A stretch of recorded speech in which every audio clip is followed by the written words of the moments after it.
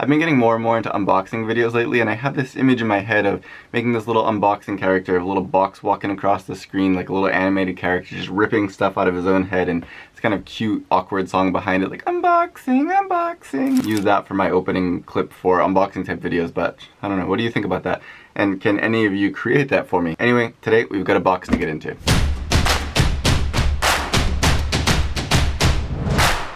So welcome to the channel. My name is Scott, and if you've never been here before, I do lots of unboxing and reviews and tips and tutorials and pretty much anything photography and videography related. Be sure to subscribe and hit that little bell icon if you want to keep getting notifications when I upload new content. Anyway, let's get into it. So what I've got here today is a box from Zecti. Now this is a little slider, and for me, I like little sliders more than large sliders just because I'm more likely to bring them with me, and as long as you have, a nice composition with maybe something in the foreground to show your motion, you really don't need all that much travel on a slider in most cases. Anyway, this one seems to be pretty simple in a good way, and I believe it's about $70 on Amazon. I haven't opened it yet, but I believe just from reading the specs that it actually should be able to hold up to around 8 kilograms, so it should be able to manage pretty much any camera setup, and it's going to be about 15 centimeters long, again from the best of my memory, but I'll put the specs up on screen now. Let's see what exactly is in here. It's not really much of an unboxing, it's just right there when you open up the box, but let's get in here and see what's in this package. So you've got a pretty simple little carry case here. There's a little handle on one side, and I see a lot of these carry cases with this red trim. I kind of like it, but this is about the same. And so let's get this open, and I believe it should be just a slider in here. Yep. And the case itself is a little bit padded, so it'll keep this safe, at least on the bottom and on the top. The sides are not, but you got one little extra screw in here. This is a quarter 20 to 3/8 inch adapter here because the built-in screw on this plate is a quarter 20 screw, so you're covered in both cases depending on what kind of ball head or video head you want to put onto here. It's not huge. Again, this platform is kind of the size of my palm, just a little bit bigger than the palm of my hand. So this is a good compact little system, but it feels really solid. Besides the user manual, that's all you got in the case. The rails here appear to be carbon fiber to help keep it relatively lightweight. I mean, most of it is still metal just because it's so small. You got metal end caps and a metal sled here. You do also have some little screw threads on the sled here. You got a couple of quarter 20s and a couple of 3/8 inch screws. So if you want to attach, a magic arm with a light or a monitor or something else, then you could do that here.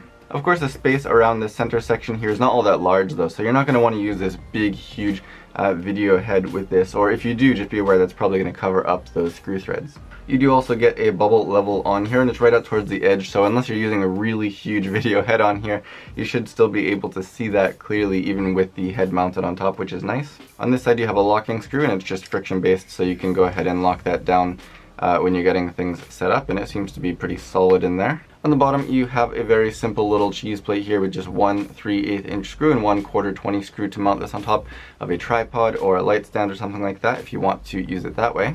And that's the other benefit of using a shorter slider, is just that when you mount it on something just right in the center, it's less likely to have that kind of sag as you go out to one end or the other, just because of the weight of the camera out on the end of it. If you get a longer and longer slider, it's more and more necessary to mount something on either end for support, so that way you don't get that sag as you slide your camera out.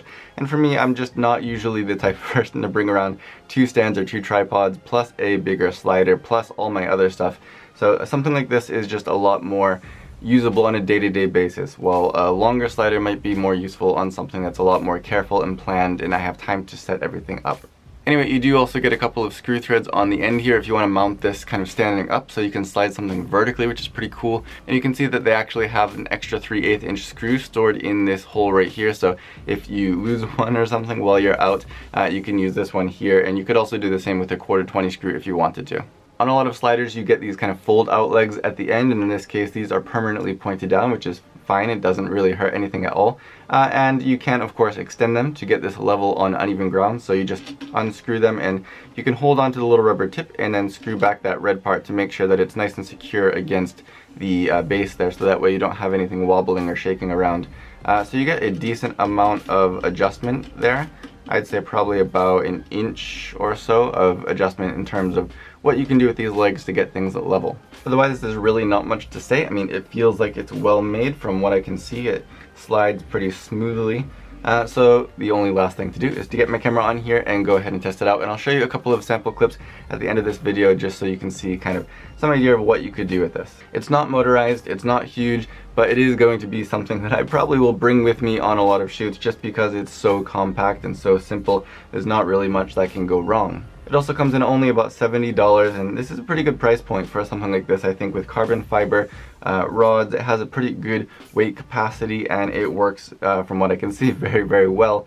The only thing I would really want to pay more for, to be honest with you, is something that's maybe motorized or something that has a little bit of like a fluid drag system built into it maybe. But for just a straight up slider, this is going to be a great, great value for you.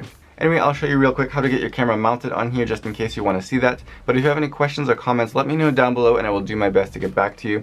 And otherwise, if you like this video, don't forget to give it a thumbs up and share it if you'd like. Subscribe to see more in the future. And as always, thank you for watching.